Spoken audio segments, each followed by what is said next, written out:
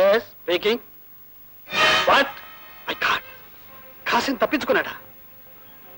అలాగే అలాగే, వెంటనే ఏర్పాటు చేస్తాం. హలో, ఎవరు? ఖసీమా? ఎక్కడి నుంచి మాట్లాడుతున్నావు? నెహ్రూ పార్క్ లో ఉన్న టెలిఫోన్ బూత్ నుంచి మాట్లాడుతున్నా. నా కొరకు పోలీసులు వేట కుక్కల్లా వెంటాడుతున్నారు బాస్. నన్ను ఎలాగైనా మీరే రక్షించాలి సార్. అలాగే, నువ్వు అక్కడే ఉండు, ఏం భయపడదు. 10 నిమిషాల్లో మన వాళ్ళు వచ్చి నిన్ను రక్షించి తీసుకొస్తారు. ఓకే? ఎవరు? కాసిమేనా? అవును శేషం, కాసిం గాడి జైలు నుంచి తప్పించుకున్నాను, కాపాడమని అడుగుతున్నాడు. ఆ బేటగాడిని పోలీసుల నుంచి రక్షించడం వల్ల మనకొచ్చే లాభం ఏంటి? పైగా వాడిని పోలీసుల కంటపడకుండా దాచడం శ్రమ. ఎప్పుడన్నా పట్టుబడితే మనకే ప్రమాదం. అందుకే ఒక ప్లాన్ వేశాను.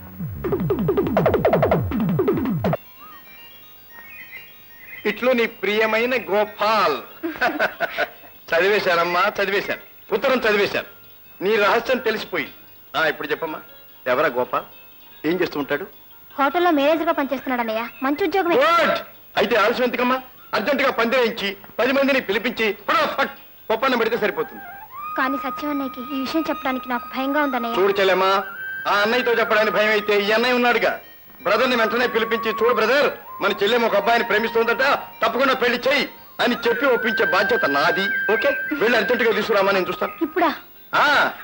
ఈ శివుడు తెలుసుకున్నాడంటే ధన్ జరిగిపోవాల్సిందే. నువ్వు వెళ్ళి అబ్బాయిని తీసుకురామ్మా, నేను బ్రదర్కి ఫోన్ చేసి ఇక్కడ పిలిపిస్తాను. వెళ్ళమ్మా, వెళ్ళు. గో ఫటాఫట్. పోట్ల గిత్తలా కుమ్ముకుంటూ పోయే బదులు చూసుకుపోవచ్చుగా.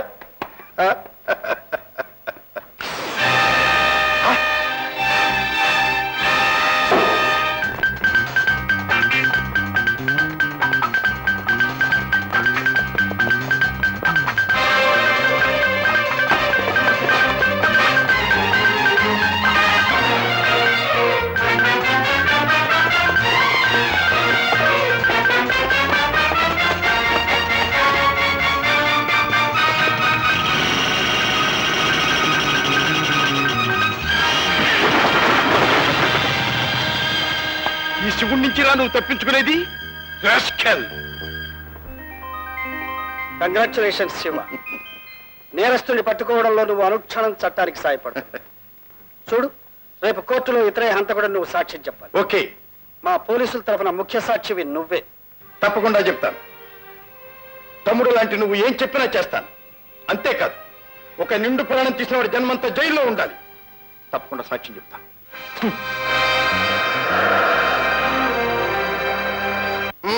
అన్నయ్య, చెల్లెమ్మ, నువ్వు పైకి రావద్దు, నేనే కిందికి దిగొస్తాను. ఏడా ఉత్తరాల బుల్లోని తీసుకురమ్మా. నేడి బయట ఉన్నాడా? అతన్ని ఇందాక నువ్వు పట్టిస్తే సత్యం అన్నయ్య అరెస్ట్ చేశాడు. అంటే టెలిఫోన్ బూత్ లో హత్య చేసినోడా? లేదన్నయ్య, గోపాల హత్య చేయలేదు. అరెస్ట్ అయిన అతని దగ్గరకు నేను వెళ్ళి అడిగాను. తనకి ఏ పాపం తెలీదని నా మీద ఒట్టేసి చెప్పాడు. ఫోన్ చేయడానికి వెళ్ళి అక్కడ శవాన్ని చూసి భయపడి పరిగెత్తుకొచ్చాడంట. అవునన్నయ్య, చీమకు కూడా హాని చేయని మనిషి అతను. ఎవరికి ఏ కష్టం కలిగినా బాధపడే వ్యక్తి. అన్యాయంగా ఎవరో చేసిన నేరానికి తను పట్టుబడ్డాడు. రేపు నువ్వు కోర్టులో చెప్పే సాక్ష్యానికి తన జీవితం అంతా జైల్లో. అన్నయ్య, అతన్ని రక్షించమని సత్యం నేను అడగలేను. అడిగిన ఉద్యోగ ధర్మం, వృత్తి ధర్మం అనే తను నా మాట వినడు. ఇక ఈ చెల్లెలికి నువ్వే సాయపడాలన్నయ్య. అన్నయ్య, రేపు నువ్వు కోర్టులో చెప్పే మాట మీదే గోపాల్ బ్రతుకు ఆధారపడింది. అతను లేకుండా నేను బ్రతకలేనన్నయ్య. అతనికి శిక్ష వస్తే నేను ప్రాణం వదిలేస్తానన్నయ్య.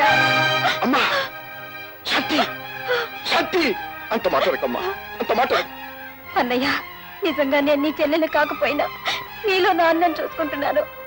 ఈ చెల్లెళ్ళు దిట్రాత నీ నోటి మాట మీద ఆధారపడింది. నా కోసం ఆయన్ని రక్షిస్తావని అనుకుంటున్నాను.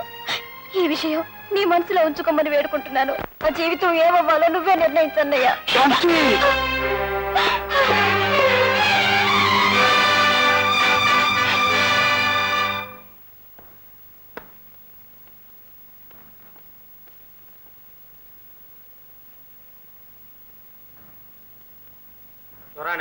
ఈ కేసులో పోలీసు వారి తరఫున కళ్ళారా చూచిన ముఖ్య సాక్షిగా శివుణ్ణి ప్రవేశపెట్టవలసిందిగా కోరుతున్నాను.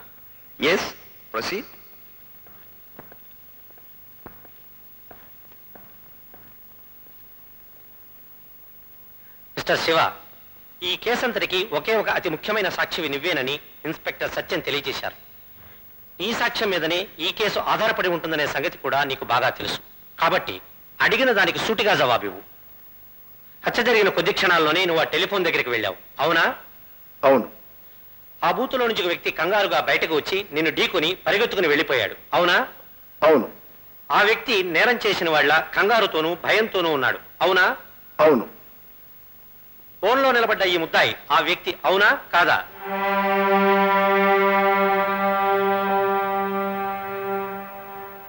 కాదు. హత్యాస్థలంలో నిన్ను ఢీకున్న వ్యక్తి ఇతను కాదంటావు. సరిగ్గా చూసి చెప్పు. నేను ఢీకొన్నది వేరే వ్యక్తిని, ఇతన్ని కాదు. ఇతన్ని ఇంతకు ముందు నేను ఎక్కడా చూడలేదు.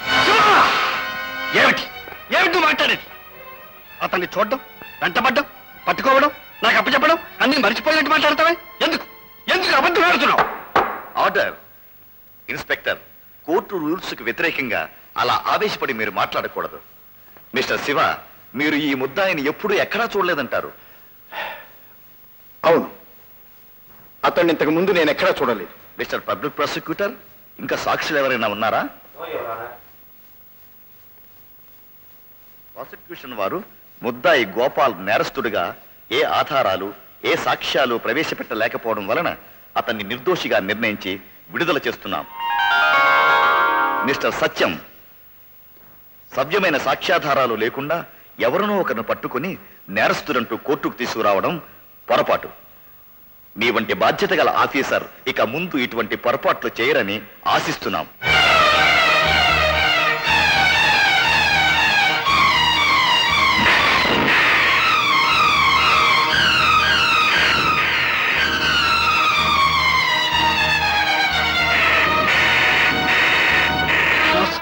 ద్రోహం, వంచన. తన చేతులారా నేరస్తుని పట్టుకుని నాకు అప్పగించాడు. కోర్టులో తప్పకుండా సాక్ష్యం చెబుతానన్నాడు. నిజమని నమ్మిన నన్ను నలుగురిలోనూ నవ్వులు పాలు చేశాడు. అమ్మా, మనలో ఒకడు మనవాడు అనుకుంటే ఆ శివుడు ఎంత ద్రోహం చేశాడో చూసావా? సత్యం, నువ్వా? ఎందుకు వచ్చావు ఇక్కడికి? రాకుండా ఉండలేను గనుక. ఇక్కడికి వచ్చే అర్హత పోగొట్టుకున్నావు. మళ్ళీ ఆ అర్హత పొందాలని క్షమించమని అడుగుతున్నాను. నువ్వు అబద్ధం చెప్పినంత తేలిగ్గా క్షమించమని అడగొచ్చు, కానీ ఈ సత్యం అబద్ధాన్ని సహించలేడు, నేను క్షమించలేడు. సత్యం, నేను చేసింది తప్పని తెలుసు, చెప్పింది అబద్ధమని తెలుసు. కానీ తప్పనిసరైన కొన్ని పరిస్థితుల కారణాల వల్ల. ఏమిటా తప్పనిసరి పరిస్థితి? ఇప్పుడు చెప్పలేను. అవునులే, అబద్ధాన్ని తప్ప నిజాన్ని నువ్వెలా చెప్పగలవు? పోనీ నన్ను చెప్పమంటావా? నిజాన్ని దాచి ఆ దుర్మార్గుడిని కాపాడితే నీకు డబ్బిస్తానుంటారా ముఠావాడు? అవునా? చెప్పు, నిజం చెప్పు. నిజాన్ని ఎన్ని వేలకు అమ్మేశావు? నువ్వు ఎంత డబ్బుకి అమ్ముడుపోయావు?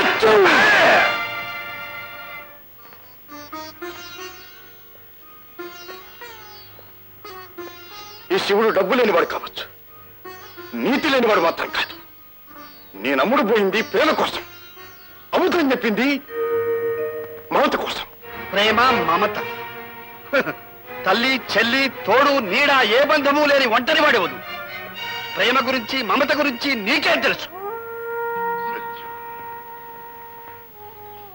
నది ఒడ్డున ఉన్నవాడికి ఆ నీటి విలువ అంతగా తెలియదు. ఎడారిలో ఎండలో ఉన్నవాడికి ఆ నీటి విలువ బాగా తెలుస్తుంది. దేని విలువైనా అది లేని వాడికి తెలుస్తుంది. అందుకే సత్యం, అందుకే ప్రేమ కోసం మమత కోసం నేను చేశాను.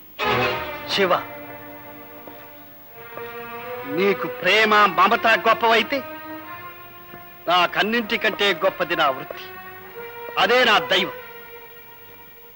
ఈ రోజు నా వృత్తిలో నన్ను తలవంచుకునేట్టు చేశావు. చేతికి చిక్కిన నేరస్తుణ్ణి తప్పించుకునేట్టు చేశావు. నన్ను ఓడిపోయేట్టు చేశావు. నిన్ను క్షమించలేను. నీ నీడని కూడా సహించలేను. I hate you. Get out. అచ్చో, ఏమిటిది? అసలు నేరస్తుడు వేరెవరు అయితే శివుణ్ణి ఎందుకు పొమ్మనడు? అమ్మా, ఇతను నేరం చేయకపోవచ్చు, కానీ నేరస్తుడికి సాయపడ్డవాడు కూడా నా దృష్టిలో నేరస్తుడే. పోలీస్ ఆఫీసర్ ఇంట్లో ఇటువంటి వాడికి చోట్లేదు. సత్యం, ఇంకేం చెప్పకమ్మా. ఇతను మన ఇంటికి రావడానికి వీల్లేదు. ఎవరైనా రానిచ్చినా నేను ఒప్పుకోను. వెళ్ళిపోతాను సత్యం, వెళ్ళిపోతాను. ఏమీ లేనివాడిని లేనివాడిగానే వెళ్ళిపోతా.